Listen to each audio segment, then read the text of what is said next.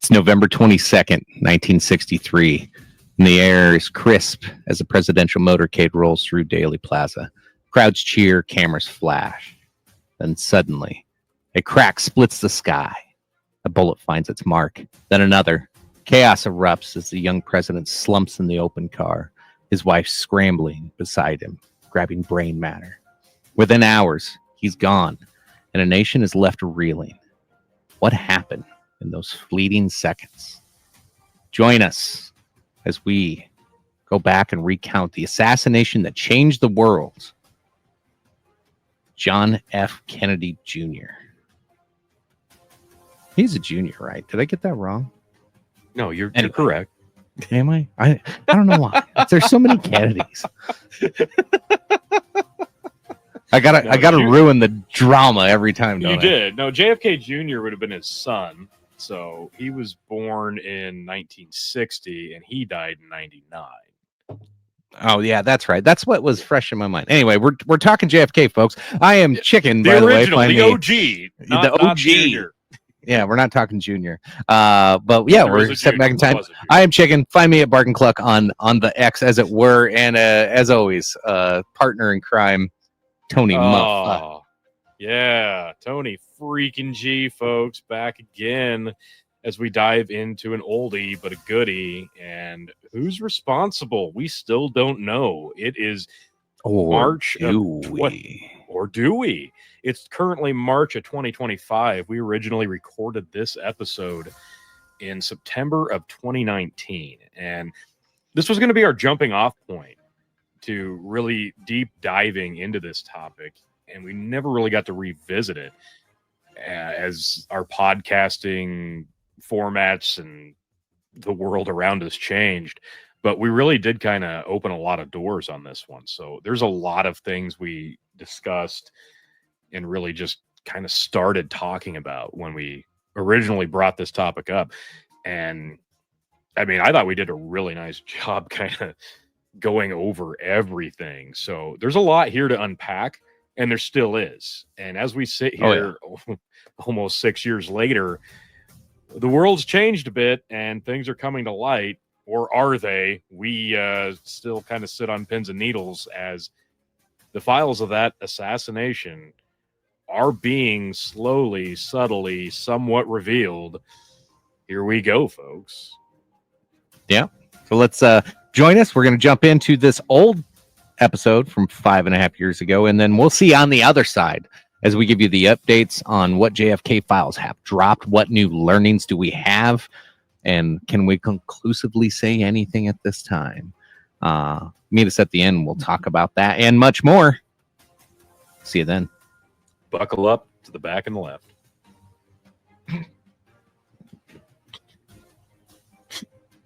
Whoops. I couldn't help it. All right. So do you want to introduce tonight's episode, Tony? This is one we've talked about several times. I don't know if it's going to be as epic as we wanted it to be. I think this might be a part one. I was going to say, I think this is probably more introductory to the topic than it is anything, because we'll be honest, like, this is kind of thrown together. I've had a very long day already of cleaning up after watching the Husker game yesterday and corralling kids, and it's been a little hectic around here, and didn't have a crap load of time to do research, but it's such a famous topic, you almost don't need to do a ton of research because it's almost ingrained in your mind if you've paid attention to it in the slightest. This topic, of course, is going to be diving into the JFK assassination and the various conspiracy theories that go along with it. Like I said, it's already so well documented. We're essentially just doing our commentary on it and our initial thoughts. But yeah, you're absolutely right. I think this is definitely more so a part one because there's so much detail. And of course, the was it last year or even more recent that they released a bunch more documents and information on it? So yeah, so it's like a rule with, oh, what is it, assassinations, I don't remember. There's like a law or rule or something that the federal government after 25 years has to release all the information unless the current standing or sitting president decides not to. And Trump, of course, was like, no, let it go, man, like let it all go, except for 1% of documentation is still completely withheld. Yeah, he initially withheld it, but did he not eventually do it, or is there still a little bit being withheld? Last I read, there was still that 1% withheld. Not only that, but then like of the last 10% that came out, there was a lot of redacted information. Okay. For whatever reason, I'm sure there's some national security thoughts and Well, and some that was Clinton names dropped in there, or Bush's or something. Well, yeah, the reasoning that Trump had to not release all the data was it made it sound like super epic. So now people are going to be even more interested. So, yeah, I don't know if that was a good thing or not. Maybe should have just not touched that one. But yeah, I guess we'll see if that ended up getting released or not. Yeah, yeah. That's kind of how this whole thing has gone from the start. So what was it, November 22nd? In Plaza Square. We've all heard about it in Dallas, Texas. President Kennedy and the governor, both of their wives, and then as if you look back into the Mandela Effect episode that we did, there was a car with 3 rows of seats, and it really throws you off when you look at it. Yeah, it is. I think that's mostly due to the fact that it's so well documented that Connolly and Kennedy were the two that got hit. So you don't think about the actual size of the car and the people inside the car other than them.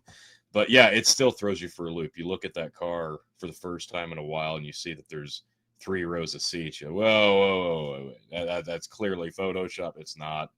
Yeah, it's creepy. It's weird. And that's the initial thing that I guess got us on this topic again, looking at it. But well, part of that was because as we research this, and you sent me a couple YouTube links, and I've been looking at stuff off and on over the years, but especially this week trying to prep a little bit for this one. All the reenactments, they all just show a regular car, and it's a limousine. It's convertible limousine is what he was driving in. So it has the 3rd row, and it's not like a typical limousine you would see. So I think it's some of that thought when you see that Mandela Effect picture is you're like, oh, well, I saw on Oliver Stone's movie JFK that it was only 2 seats, or I don't even know, maybe that movie had 3, but so many of these reenactments, you see them on the History Channel, Discovery Channel, but they all have the wrong vehicle, but they're not focused on the vehicle. They're trying to disprove. No. And they're trying to disprove other things. Yeah, and that just kind of furthers the easy idea that the mind is such an easily fooled thing. So, yeah, and that kind of leads into a lot of the conspiracy talk as well, because it's so natural to look at something and how it goes down and try to pick it apart, especially something as high profile as this. When somebody of the stature of the president gets assassinated and it happens in such an open way, and then the following events are so strange and so they feel like a cover up, it's just natural to assume that it is. And people start looking for ways to connect the dots, whether or not there are dots to connect. Absolutely. And here's the deal. So it's one of those things in our generation, our generation's JFK is 9/11. Like seriously, and within hours of JFK being assassinated and the Twin Towers being hit, within hours conspiracies came flooding in. Now, both incidents, right or wrong, there's reasons to think there was a conspiracy, and there's stuff going on that make people, ask a lot of questions. And when you don't have answers to those questions, that lets the wondrous mind that we all have just wander about. And some people just question everything. There's nothing wrong with questioning everything. And that's where these conspiracies are born from, is people that have questions and nobody gives an answer to. So JFK, holy cow, that had a ton of questions and so many weird little nuances behind it. So, first off, I guess we'll start off with Oswald. Yes. Single shooter from sixth floor book depository. Do you think he did it, T? Was it just him? I think there's no doubt in my mind that he was a shooter and probably the shooter. If there is only one shooter, it probably was him. If you watch some of the obviously you watch the footage, you watch the angle, you watch the distance, the speed of the car, all the intricate details of this, and it looks incredibly suspicious that he could possibly have been this good of a marksman. Now, today we can recreate that with 3D imaging. We can recreate that actually by replicating Kennedy's skull, the car, the distance, the height, so on and so forth. We can recreate that. And people do that. And I think one of the links I sent you actually does a recreation of that. And it kind of proves that it is absolutely possible. And you don't even necessarily need to be a super skilled marksman, because the theory there was always that Oswald was not a specifically skilled marksman. Like, you needed to be a top gun marksman to make the shots that he made. But today you can look at it and recreate it and go, well, he either A, got lucky, or maybe you didn't need to be as good as we originally thought. And the gun, I wanted to say that the research I was doing at the time cost maybe like $30 tops. The scope, the Yeah, gun. it was like $13 and the scope was $7. I think. Yeah.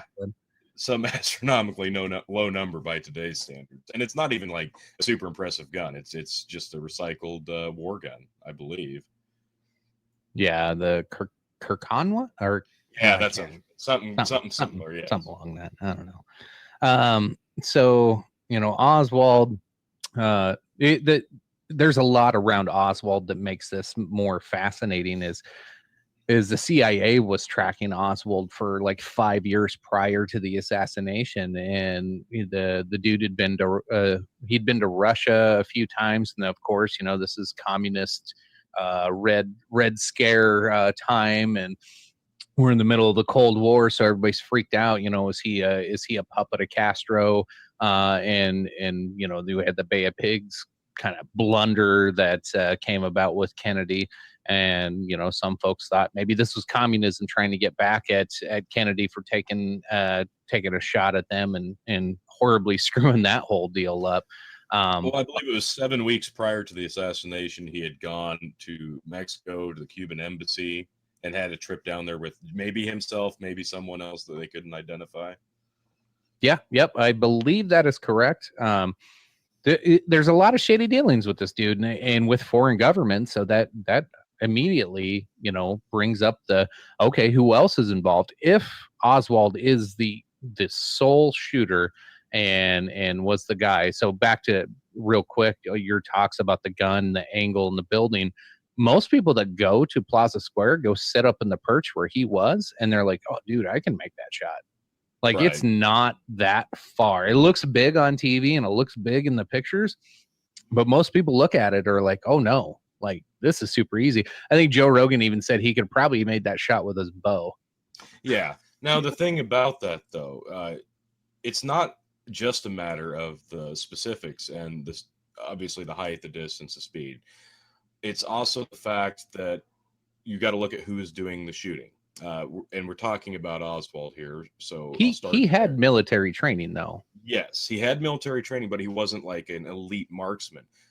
But you didn't have to be. But Oswald himself, from what I was researching, he had a long history of it might be mental illness. Obviously, there's some form of mental illness there. Just how deep that goes, I don't know. He had, I believe, threats against Eisenhower, and even said he was going to kill Nixon. And I believe he shot at a general at one point. So, yeah, clearly you've got to take into account who's doing the shooting. Not just how good of marksmen are they, but what kind of mental state are they in? Is adrenaline pumping? Are they nonchalant, don't care? Because these are things that go into making a shot like that. because when the adrenaline kicks in, when you're making a shot, when the pressure is on and you're about to assassinate somebody in that moment, yeah, it might be an easy shot if you're shooting beer bottles. In the moment, taking a life, assassinating someone of that high profile, yeah, that's where questions really come into the mental state. What kind of mind frame is he in to actually be able to do it? So obviously, if he truly did shoot the president, obviously, just shooting a person, you're in a terrible mental state to Right. want to go down that road. Absolutely. So, Yeah. but his marksmanship was called into question, and he was trained by the U.S. Marine Corps, and so some critics of his marksmanship, I guess, brought up that there's other facts to it. So 3 shells in a bolt action rifle, and so those that don't know, bolt action rifle, you literally have to lift up, pull back, and eject, and then insert the next, lock it back down, pull up, aim, and shoot. So he got 3 rounds off, and they said between, I think it was like 4.8 seconds. Yeah, 4.8 to 5.6 seconds. So that's not a lot of time for a bolt action, aim, shoot, bolt action, aim, shoot. And that's one of the biggest probably criticisms of him being the lone shooter is some folks think that might be difficult, and some folks look at his marksmanship record in the Marines, and it wasn't that good. And they say even at that distance and that angle, it was just too much to go on and the high pressure of it. And get those 3 shots off that fast. Yeah. Now, and some people blame the gun, saying the gun's just inaccurate, and that's why they didn't believe it. And I've seen that one debunked a couple of times. People argue over if the Carcana was actually a good rifle. The video you sent me earlier, it's pretty plain and to the point. Yeah. If you got a good barrel, it's Yeah. going to be accurate. I mean, like, yeah. Clean the gun, keep a good barrel. Yeah, it is what it is. But no, you're right. Like, it just comes down to that situation. And so we talked about him and being his marksmanship, his mental state, and the specifics of the shot. But then, of course, there's the actual hit itself, which almost makes no sense when you look at the shot from where he was, the speed, the distance, and then the reaction of the hit. The fatal hit, of course, because the shot. Okay, so they're saying the 3 shots, right? Now the limited amount of time of him to reload, shoot, bolt, action, so on and so forth. That's pretty impressive for anybody to do, especially someone in that state who wasn't a great marksman, maybe. But the reactive hit, the fatal shot, was not maybe a part of where he was. If there was a second shooter, the angle of the hit is why people think that there was another shooter on the grassy knoll. So yeah, in the whole grassy knoll theory, and maybe we should go through, and we're gonna pop up the Zapruder film, and those that listening in or who may not know the Zapruder film, that was a legendary video posted. Nobody had. Was it Geraldo? Geraldo was the first one to publicly air it on his talk show. Is that right? Way back in the 70s. And you watched the president get his head blown off on national TV. Yeah, it is. It's crazy. Still, I mean, it's obviously still very extreme footage. So viewer discretion advised, but it's such a famous clip now. I feel like a lot of people have seen it. So, but still, it is still very graphic. So I'm going to play it on here, and I'm not going to have any audio with it because we can talk through this and kind of rewind, fast forward, and all that, and have some. I don't want to say have some fun with it, but let me get the analyze. There you go. Okay, get that changed up. So here we go. This is just a 30-second clip, and this is probably closest to the original. Apologize those watching, but this is how they tried to frame it to make it like almost a still image while it's playing along. So this is probably the most accurate view you can get of what happened that day. So you see Kennedy wave, they get behind this sign, and then it's immediately right there as he comes out from behind that sign. Yeah. You see he's grabbing his neck. Now that's Yeah. the magic bullet. Am I incorrect on that? No, that'd be right, because initially they thought there was a first shot that could maybe be a car backfiring. But this shot specifically, now if you break it down and look at it scientifically, like I think one of the clips I sent you, it goes through him, and then it goes through Connolly, and then goes through Connolly's wrist. The projectile makes sense, but the bullet kind of going nuts after it goes through Kennedy makes sense to the injuries to Connolly. So it is absolutely possible that that bullet did that.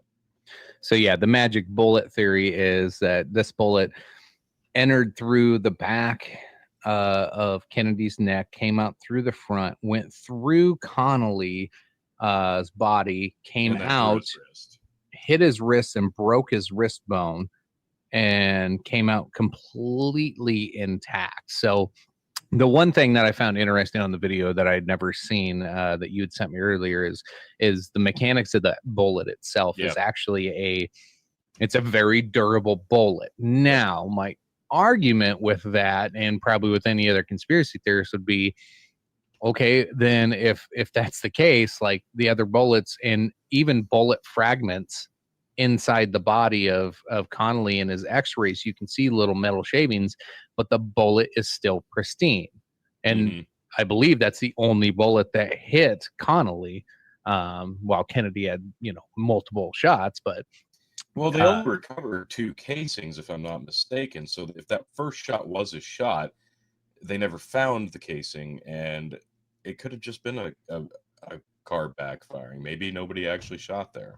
So there was actually another person shot that day, I do believe. I might have to look this up and verify it, but they believe the first shot actually was a complete miss and actually ricocheted and hit a gentleman, I believe, on the underpass that they eventually drive through in this video.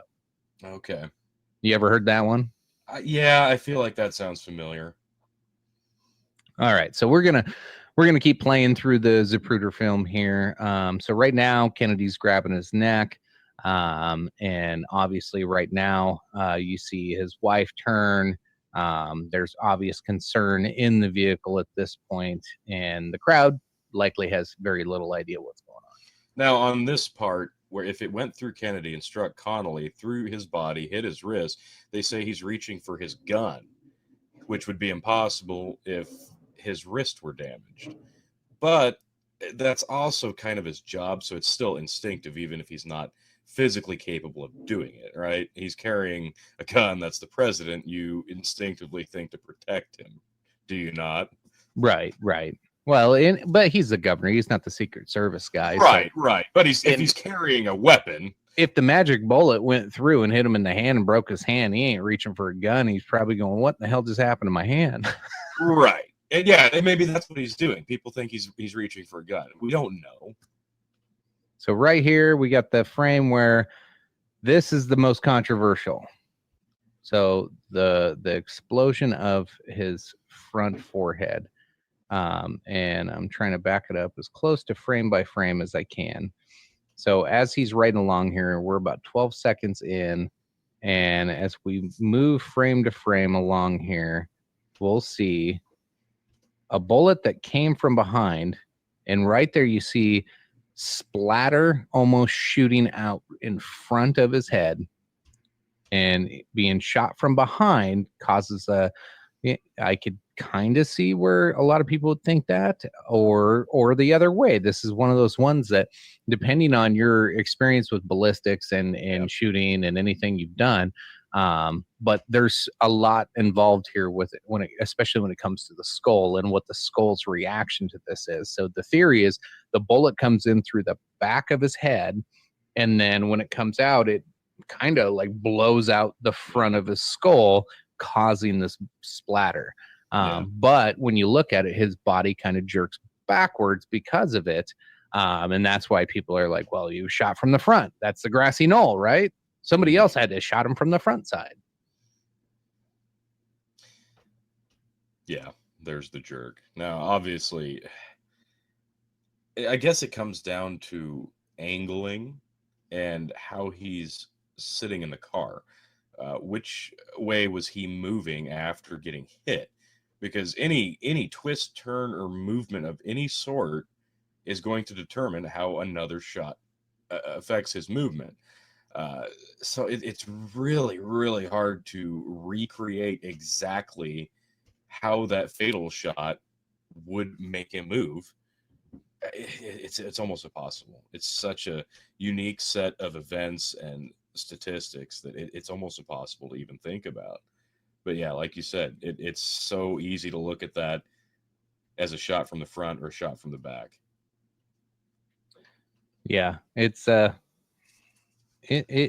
interesting watching it over and over and kind of playing it back and seeing the just imagine being there that day and then this happened Oh right yeah, in front of you. That'd be yeah, first it'd be horrifying, but yeah. yeah, there's a lot to just that film, which they didn't want to release that film for oh dear how Obvious reasons. yeah well yeah that that right there um yeah it leans more credit to not only those not scientifically educated on ballistics and how that could happen to create more of a conspiracy because that just lends to the credence of well there's no way he did that really he if Oswald did the 3 shots and he could get them all off in that time frame um then he missed completely on the first one. So yeah, he was probably not a good marksman, but it's not that hard of a shot to make, according to several people. The second one was was a little off and was wrong, and he took the third shot and scored pay dirt on it and completed his mission. And I think that's where the conspiracy goes. Is I think most people are pretty convinced Oswald did it, or at least attempted to do it, or was involved with it. So he's Mhm. likely guilty. He screamed that he was a patsy, after they caught Well, him. But yeah. sure, I'm a Who's patsy not going to do too. Yeah, I'm a patsy. But that? so Yeah. it just leans into the, okay, so then you start asking the questions of why and who and how, and you start breaking it down of, okay, why are we trying to kill JFK? What was the purpose for killing JFK? And then you look into his history and all of this boils up. So he's involved, almost guaranteed. Whether Mhm. he's a patsy or not, he's involved at some level, pulling the trigger to setting things up, whatever. He's there. Like he is there. People seen him there. So he is involved regardless. Oh, he's absolutely involved. I guess what it really comes down to is was he the only shooter and did he deliver the fatal shot? Because that's what's really in question. But he was absolutely involved, and there's no doubt in my mind that he actually delivered that shot that went through Kennedy and hit Connolly.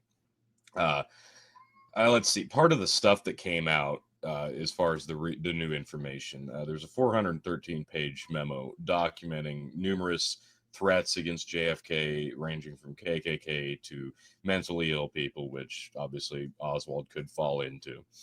And then it also has a portion that asks a former CIA director, is there any information involved with the assassination of Kennedy which in any way shows that Lee Harvey Oswald is in some way a CIA agent or ... and the document abruptly cuts off. So I would assume that's probably part of the stuff that Trump has not released. So, and I think the reasoning he gave was because it would kind of change a lot of things, national security, et cetera, et cetera. So, yeah, that could be a huge puzzle piece right there that we just are not going to ever have access to.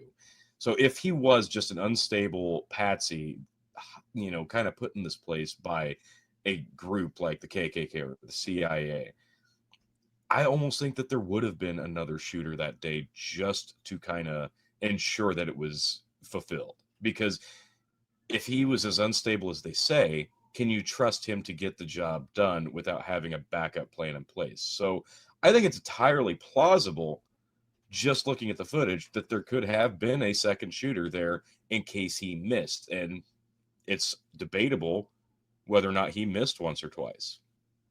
Yep. And that, the second shooter theory, whether it was Grassy Knoll or other locations, and how that lays out, that leads into the next killing that happened immediately afterwards of JD Tippett, which was the police officer that supposedly had tried to approach and stop him after the shooting. A lot of people believe that whether it was Oswald or the second person, one of them had actually killed that police officer, and the other shooter got away and left Oswald behind to take the rap for the whole deal. Yeah. And then obviously there's a ton of stuff on Oswald here, but Oswald being assassinated, like that gets screwy in itself, obviously. And I mean, that's a much more clear-cut assassination, because that everybody saw that happen. That was pretty clear-cut, dry case. But who did that? What what led to that? That is just a whole other mystery stacked on top of a mystery. That's highly interesting to me. So are you going to tell me the most high-profile convict you have in the country is just going to get murdered in front of God and everybody, or is it going to be like a high-profile person in prison like Jeffrey Epstein that just gets to hang himself? Yeah, exactly. The FBI knew about a threat against Oswald, and essentially they did nothing. The FBI received a call from an anonymous man who claimed to be the head of a committee with the goal of killing Oswald. Dallas PD assured the FBI protection would be given, but clearly not enough happened, because you watch the footage. I mean, there's nothing. It's almost laughable that somebody that high profile could be in that open of an area and just be left open to having it happen, because you knew it was going to happen. You could almost feel it before it happens, right? Everybody there is like, where's it coming from? Like, this is going to happen. Yeah. And I didn't give you this one beforehand. I just happened to glance over it as I was reading through some other documents here. But have you heard anything about George Bush being a part of the JFK assassination, or him being involved? I believe at the time he was working for the CIA. I've seen people thought he was a director, but he wasn't the director until like the mid to late 70s or something. But the big thing is nobody could confirm his whereabouts on the day of the assassination. And that's a whole nother episode of George W. Bush being involved with a whole lot of shady stuff. He's probably just as bad as the Clintons, if not partners with them. Anybody who gets a high profile enough position to become president, the skeletons in the closet of these people, it's insanity. Now, Trump, obviously, he was an open book because we got reality TV shows of him, so we knew half of his skeletons already. But like, yeah, lifelong politicians such as the Clintons or the Bushes, yeah, the ladder to success is a bloody one. So yeah, I am a little intrigued by this, because no, I'm not familiar with the idea that Bush is involved in it. So please go head into it. I'm interested. So supposedly, there's this gentleman. I'm trying to find his name here. It was Jorge de Morinchild. So he was a geologist. Say that one more time. Yeah, thanks. No, I'm not going to. Look it up, folks. Anyway, so he's a geologist. He's friends with Bush and with Oswald. And so supposedly he had wrote a letter to George Bush asking for assistance. And he had all kinds of other things going on, being pressured from different avenues throughout the government. But supposedly George Bush failed to respond to the letter, and 6 months later, this gentleman committed suicide. Right. Yeah, I always love suicides on here. It's you got to be specific with it nowadays. Is there a body count to the JFK assassination? Because like the Oliver Stone movie like made it sound like everybody involved died right afterwards. Is that true? Do you know? No, I guess I don't know, but I'm gonna have to look that up. That'll be part. It's got to be a good chunk of people, because there's got to be something to that. So yeah, it's just another avenue of George H.W. Bush, George Yes. Bush Senior, not Junior, the late president. I don't know what there's what are your thoughts? Like, is there's a lot of roads to go down. Whether you do Cuban conspiracy, an internal conspiracy of our own government's trying to take him down because he was doing too much and going too crazy and afraid he was going to let loose. I've even heard he was going to announce that there were aliens and that's why they wanted him off. I've heard it all. Right. No, I think a lot of it kind of comes down to what his relationship was with like the FBI and the CIA. Now, obviously, these are highly regarded organizations within the government, but obviously he didn't get along with the CIA great. I guess I'm not 100% sure how awful his relationship was with the FBI, but if Bush is obvious, like you take the fact that he became president out of it, because that's all you can look at now is because HW became president and his son becomes president, so on and so forth. That's all you think about. But he's involved in the CIA. He's very high in the CIA. So obviously, I mentioned a few minutes ago that the ladder to the top is a bloody one. So it's highly plausible that if the CIA was involved in killing Kennedy, he would obviously be a big gear in that process. Yeah, would somebody be. who climbs the ladder and eventually becomes president is probably going to be a higher suspect than somebody who didn't. Right. I mean, that's just kind of the way it goes. Yeah, I don't know. He was upsetting a lot of folks back then and doing a lot of I honestly, I wasn't alive in the 60s, obviously. I don't even think I was thought of in the 60s.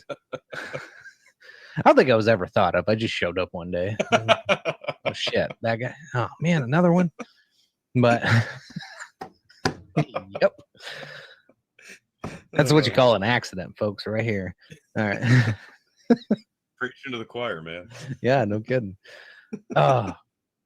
There's a lot to go into on this. And like you said, we're kind of doing an introductory here of, there's links to the Bush family, there's links to the CIA, there's multiple shooters, there's Cuba, there's Russia, there's communism, there's so many avenues to take this, and each one could take an hour, 2 hour, 3 hour podcast. Yeah, so we could dive an episode into each connecting, conflicting thing. It's impossible. One of the things, if we don't want to get into it tonight, was I found kind of interesting the Umbrella Man theory. Are you familiar with any of that? Yeah, some folks. So they're on the Zapruder film, or no, I don't even think it was on the Zapruder film. I think it was actually photos taken from somebody. There's multiple angles, photographs of it. It's a sunny day, and randomly this dude opens up an umbrella.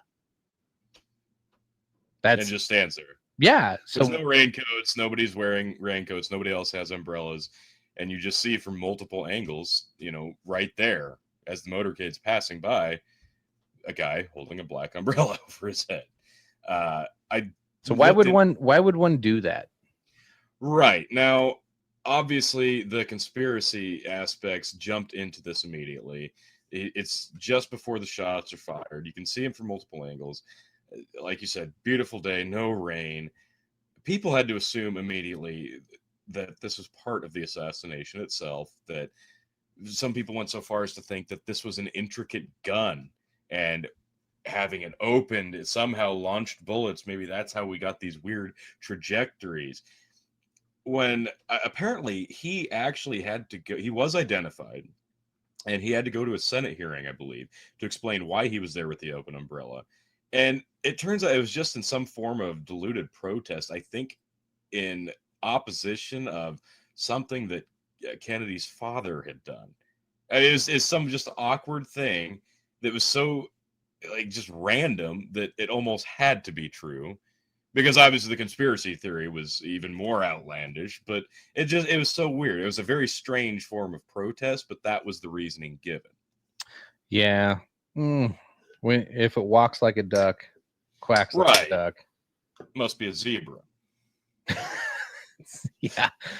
Yeah. Like Every again, petting zoo I've been to. right. Again, I wasn't alive in the 70s or the 60s, so I don't know if bringing an umbrella. Oh, everybody had an umbrella again. Well, yeah. Oh my God. It is shady. Like, I don't know if I want to. It's weird. It's super weird. An umbrella? I'm going to open an umbrella.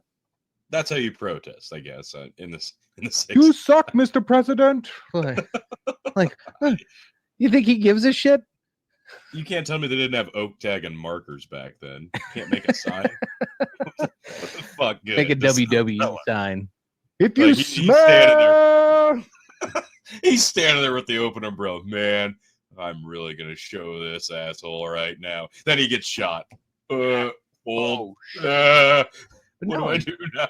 It came in handy. It stopped the blood splatter from hitting him. Yeah, I guess in hindsight. So yeah, there's a long ways to go. So I guess this will be the start of a mini series. When we run out of topics and ideas, we can jump down each of these rabbit holes one by one. We can talk about Cubans. We can talk about everything. I will probably, just throw it out there that plug your ears, those that are sensitive. This whole thing is fucked. It is, every bit of it. It's bad.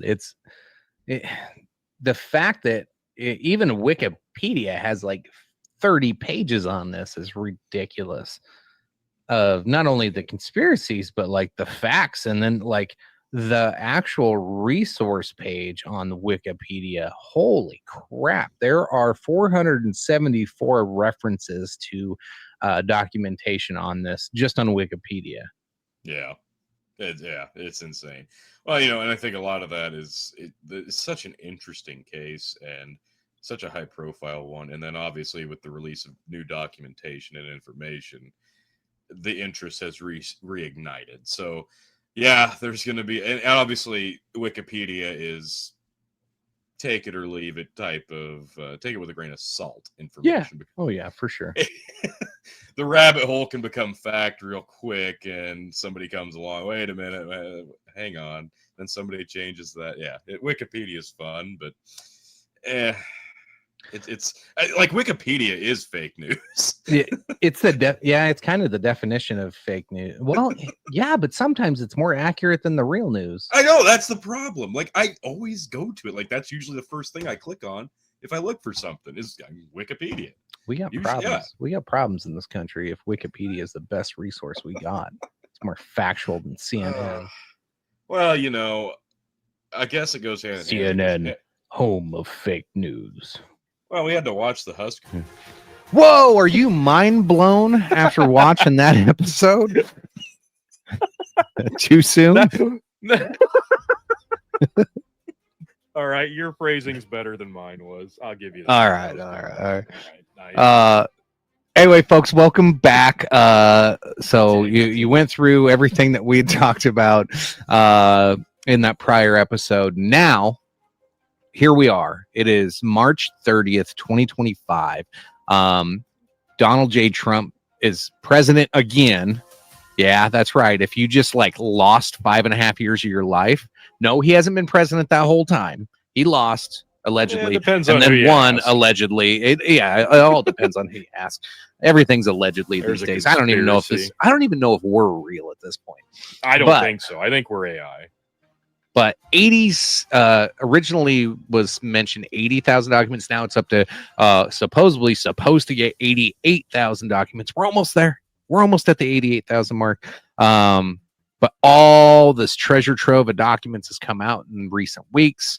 The internet sleuths and AI, which, hey, we had an episode about AI too. We might want to revisit.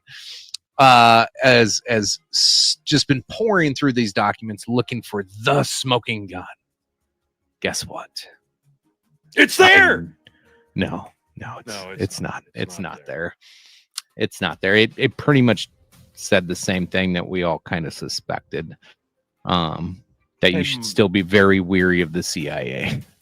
Yeah, that's pretty much what's happened. We're getting Donald Trump kind of teased how this was going to get released, in the midst of his presidency the first go around, right? And then during Biden's term, he kind of sort of half-assed did set some wheels in motion to let this stuff loose. But then, like many things or under he his burned term, it. Yeah.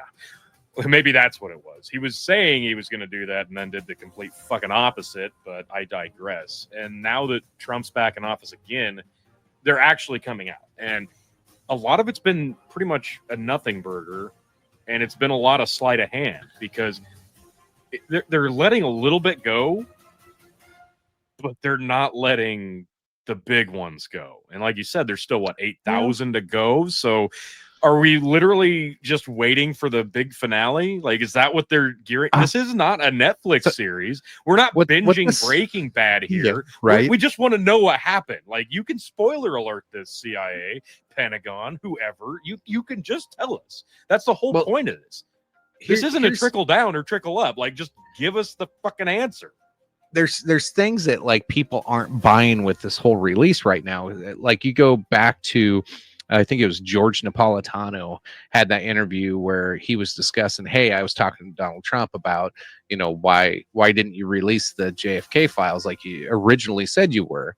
And supposedly Trump told Judge Knapp that if you knew what I knew, you wouldn't release it either. And so everybody's just like, oh my God. So now here we are. He's back in office. Trump's, doesn't care. He's not trying to get reelected after this. So he's just burning it all down, which, whether you like it or not, there's some good will come from this. But no smoking gun. There is no major revelations on the assassination itself. Like nothing that we have seen as of this day really doesn't do anything. You do get a lot more insights to CIA operations and some other things they were doing, like how many times they were meeting with Oswald ahead of time in Mexico City, all these other plots against Fidel Castro and a lot of things in Cuba.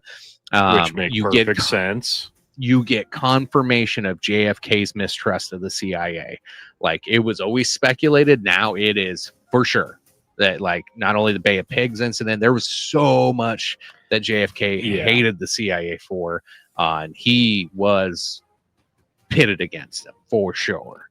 I think that's been the biggest thing for me was it really did reveal. Like if you go back and look, today at the Bay of Pigs and the Cuban Missile Crisis, like all of everything that JFK was trying to do, it's not like it was a propaganda machine like we see today in terms of the government and the media and the population, but they were still effective at it to a much different degree, not like the levels you see today, but the story being told was a lot more widely accepted regardless of what voter base you found yourself in. And that, like you said, JFK against the CIA, it wasn't like it was, oh my gosh, it's Donald Trump versus the media. It's not like it was JFK versus the CIA. It wasn't that same degree.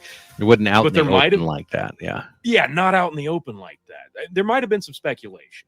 So it was a much different animal. But so the operations in Cuba being what they were and how close we were from going to a Cold War to a hot war and how much he wanted to prevent that and the steps he did do versus the steps that he didn't, like it almost didn't make sense. But then you look what his predecessor did.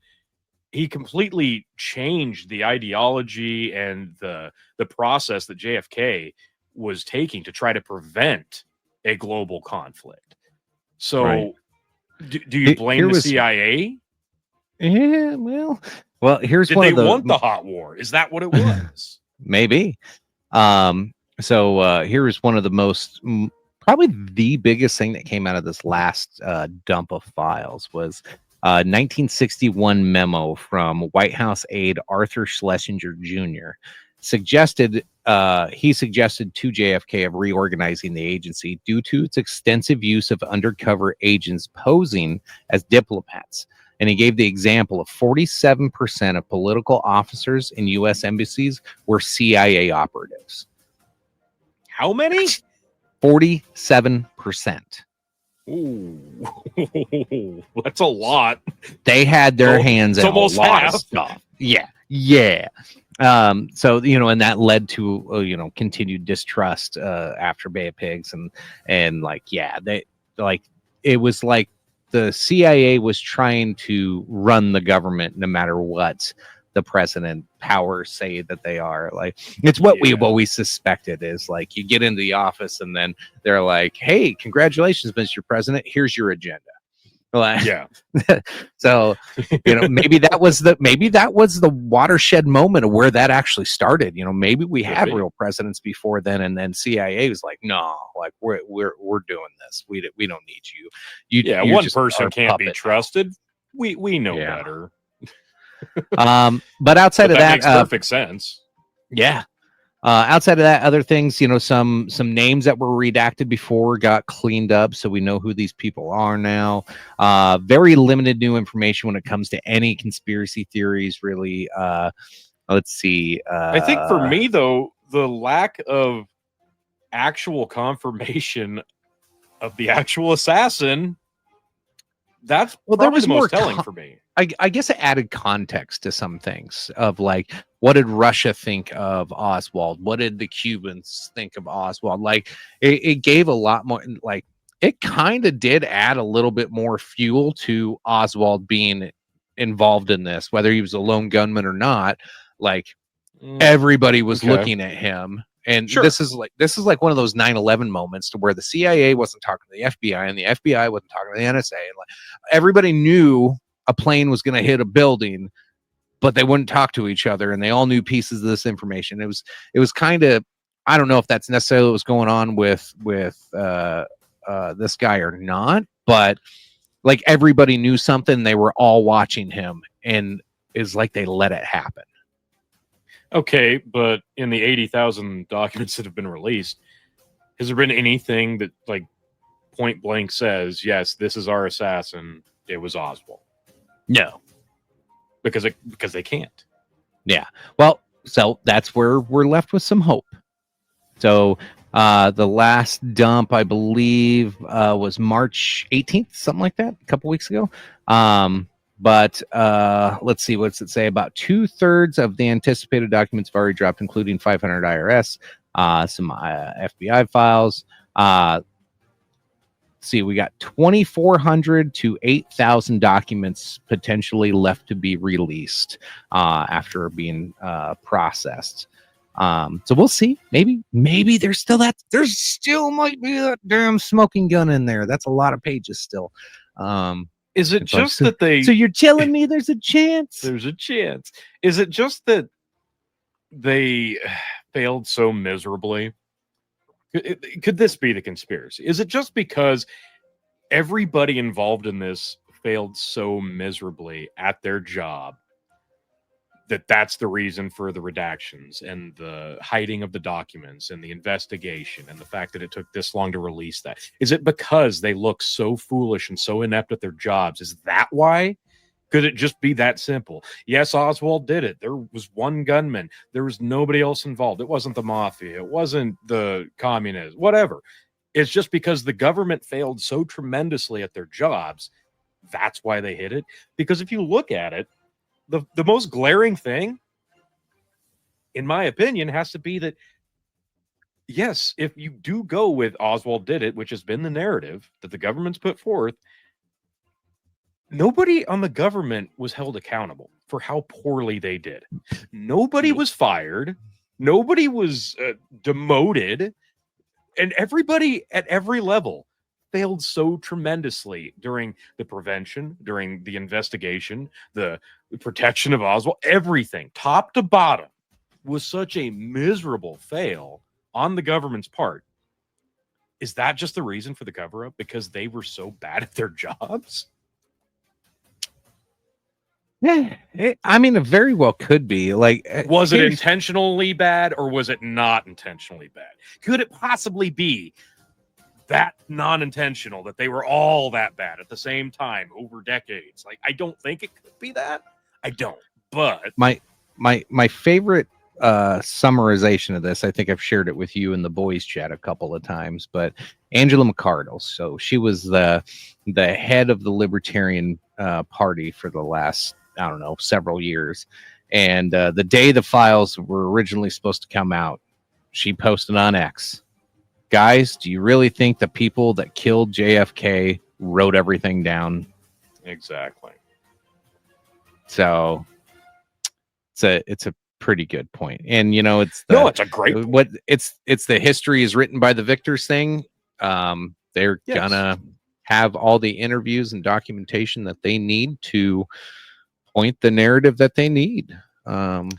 I think that's the point that has to be made. This is back in the days when they were hot and heavy and MK Ultra shit going on. Like they were playing with fire at this time, and they're like, "Fuck it, let's go." Like I do not doubt that manipulation was used in all of this. Is it the files have been such a source of controversy for decades? Is it because we've all just kind of been blind to the fact that, gosh, you got to release those documents. You've got to release them. Stop redacting them. Stop covering up lines and names and things.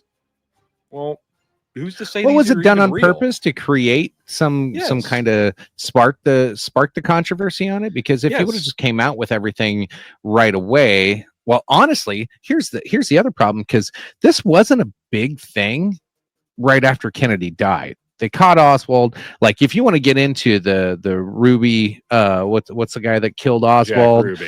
Jack Ruby thing, and then his partnership with some pretty shady MK Ultra fucking people. I'm sure we'll get that in the future episode. But like, there was a lot of shady shit along with the mob and things that tied into it already. And I think that might be what they were trying to be like, hey, we don't want the public to know that we hired, Jack Ruby to go fucking shoot this guy. Which is almost universally accepted anyway. Oh yeah, totally is. But so I think that's why they shy away at first, and then it wasn't until, this is so weird to say, but Geraldo Rivera reduces or shows the Zapruder film for the first time to the American public, and everybody sees what I described as We Came Back. Mind-blowing experience for everybody that they did not expect to see, the back and to the left. And then, Oliver Stone comes out with the JFK movie. Make it out alive? I know, right?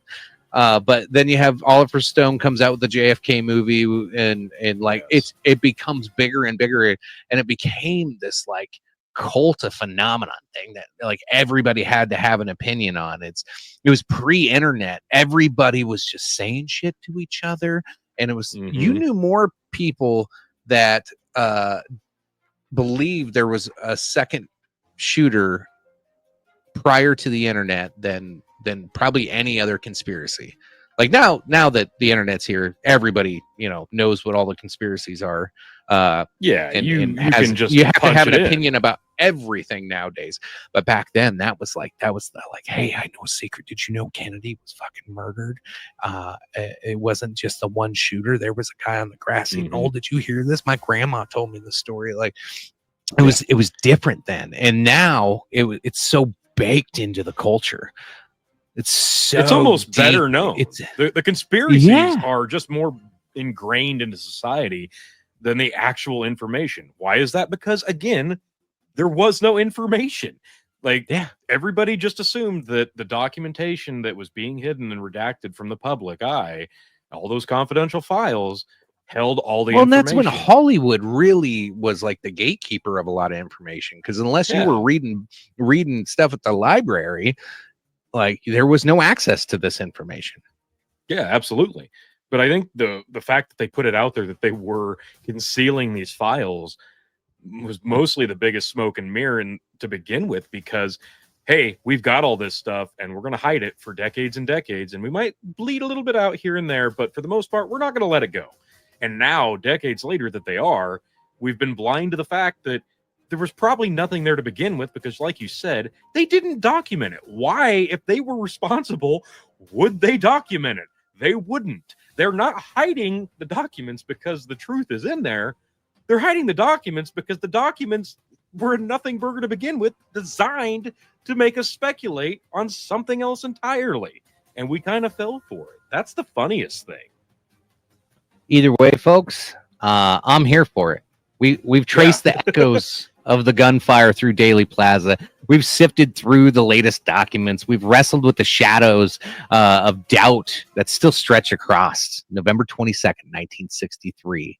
Was it one man in a window or something more sinister lurking in the grassy knoll? The truth remains elusive, buried in time and secrecy, maybe in one of the leftover documents. Come back. Hopefully we get those last remaining documents, and someday we can crack this one and finally give you the truth, because it was decoded, and we got it decoded. That's right. Because that's what we do here. We decode stuff. Dude, it's our thing. Do. Yeah. I am Tony like to G, make it the awkward. Umbrella Man, folks. Oh no. All right, that's it, folks. We appreciate you. Thanks for taking a journey back in time with us, and then getting some updates. As always, folks, appreciate you. Love you. Bye.